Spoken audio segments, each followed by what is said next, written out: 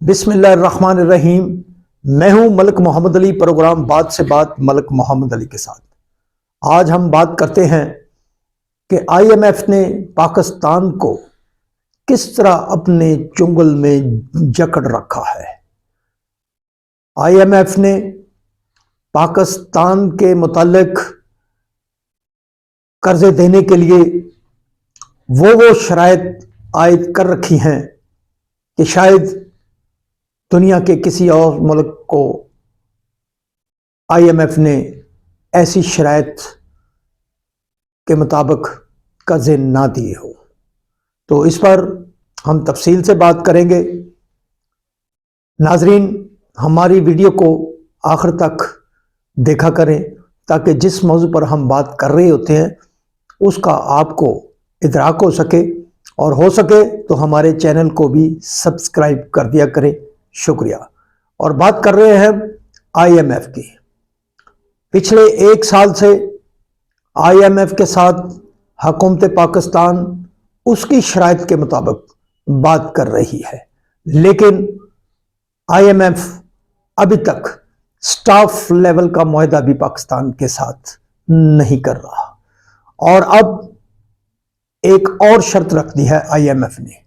آئی M F نے پاکستان کو ہدایت کی ہے کہ پاکستان کوئی بھی سبسڈی آئی ایم ایف کے بغیر نہیں دے سکتا۔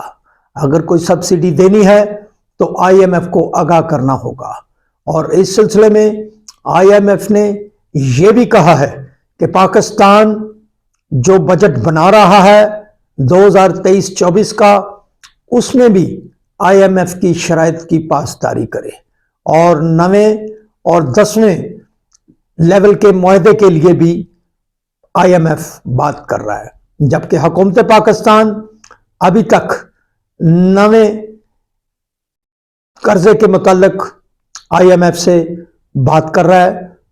حکومت پاکستان نے آئی ایم ایف سے کے ساتھ معاہدے کو کامیاب بنانے کے لیے پاکستان میں ہر وہ مہنگائی کا عمل شروع کیا ہے جس کی guideline I M F نے حکومت پاکستان کو دی تھی۔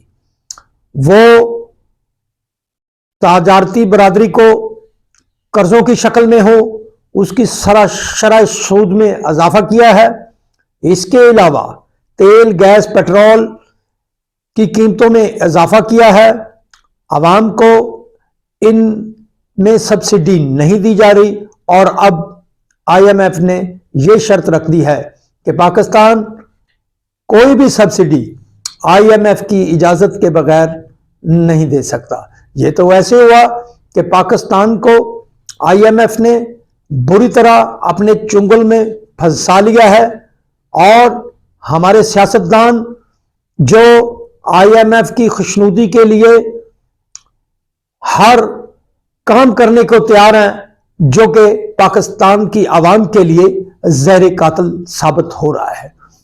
آئی ایم ایف کے ساتھ معاہدہ سابقہ حکومت نے کیا تھا، عمران خان کی حکومت نے کیا تھا، لیکن بعد میں جب ان کی حکومت گئی تو پھر اس معاہدے کو لے کر آگے اتحادی حکومت بڑھی اور آئی ایم ایف کی شرائط پوری کر دی۔